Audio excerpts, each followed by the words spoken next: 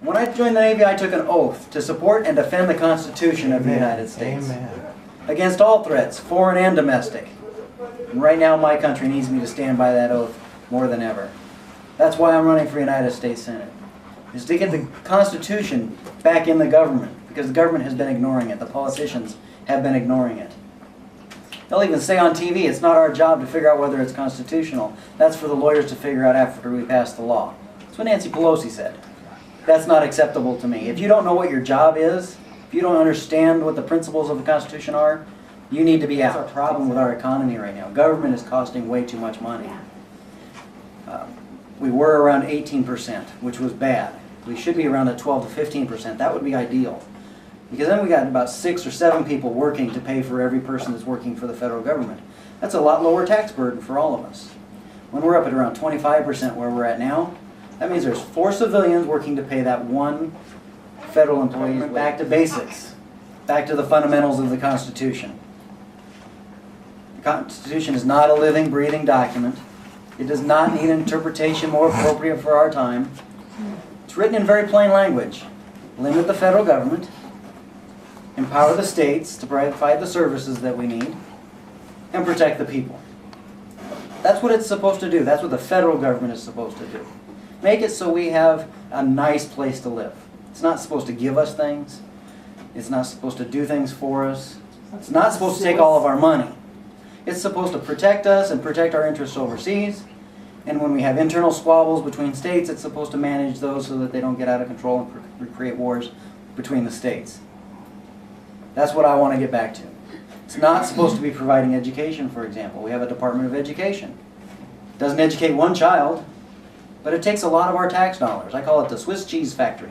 I call it the Swiss cheese factory because we send a lot of tax dollars there, a whole bunch of it falls into the holes, and then we hire grant writers to ask for some of it back. This race because I'm frustrated, just like most of you, I'm frustrated with John McCain. I'm frustrated with his policies. I don't think he's been a good representative of Arizona. I don't think he's been a good representative of the Republican platform.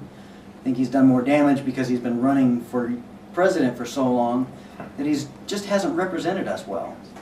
Working with McCain, McCain-Kennedy, McCain-Feingold, McCain-Lieberman, the other McCain-Kennedy bill, all of these things were very frustrating to me. And I didn't know what I was going to do about it because I'm a business guy. I'm not a politician. I've never run for office before.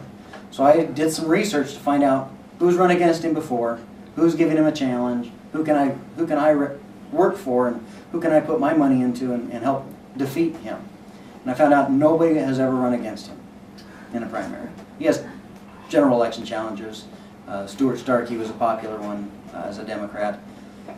But in the primary, nobody challenges him because he has too much money, he has too much influence, and he has too much power. And he squishes, everybody's afraid that he'll just squish them and they'll lose their political careers. So that's why nobody runs against him. And I was told nobody would run against him this time also. I decided Arizona needed to have a choice.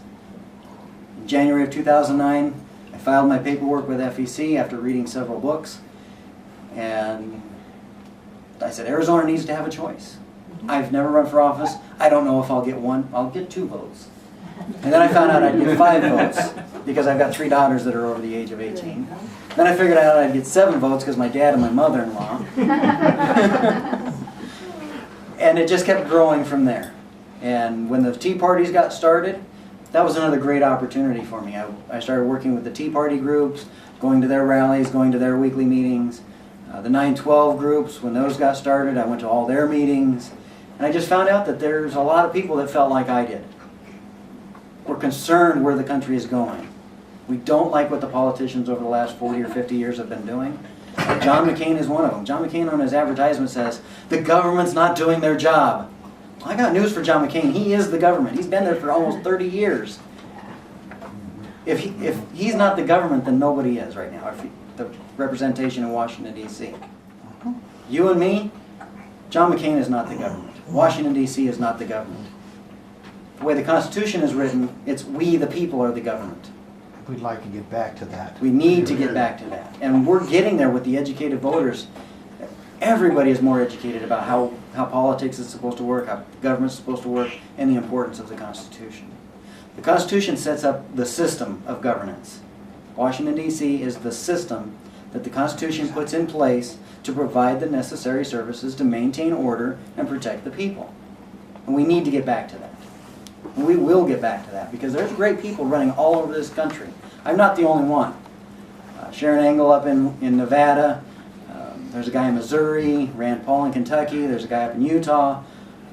There's some great people over in California, Congress people, and the lady running against Barbara Boxer, Meg Whitman. Is that the one that's running? Yeah. Her and, eBay. yeah, I get the two of them mixed up. The one that's running for governor and the one that's running for Senate. So there's a lot of great people that are just, they're more afraid of our government now than they are afraid of terrorism or communism or anything else. And that's what we've got to change. We're not supposed to be afraid. America's the greatest nation in the world. People want to come here. Millions of people want to come here every year because we are the greatest in the world. And we shouldn't be afraid of our own government because we are the government. So when we stand up and say, I've had enough. I've had enough of you telling me what I can eat. I've had enough of you telling me where I can work. I've had enough of you giving my money away to your special interest groups. I've had enough of you picking winners and losers through our corrupt tax code. We've had enough. We're taking control of our government again. And that's what we're looking for in Washington, D.C. People that are willing to stand up and say, I object. It takes zero experience. Trust me, I've got kids. First words out of their mouth are no. It takes zero experience to stand up and say, no, this is not our job. If the people of Arizona want that, the people of Arizona can put it on the ballot and they can vote for it and they can pay for it themselves. If the people of Massachusetts want to have one health care system where the federal government, where the state government provides it for everybody, that's a states' rights issue as far as I'm concerned. They can do that. Every state, almost every state, not every state, but almost every state has something to help the poor, the indigent, the disabled. Almost every state has that in place because we care. Americans care about each other. But we want those services to be available for American citizens. That's why I support doing e-verifying all the welfare systems. It's already a federal law. Title 8, Section 14 talks about who's eligible for federal and state welfare. It's already a law. We just don't enforce it. And I think that's what your point is. Enforce the laws. We have laws. We don't need any new ones. We just need to enforce the ones we have.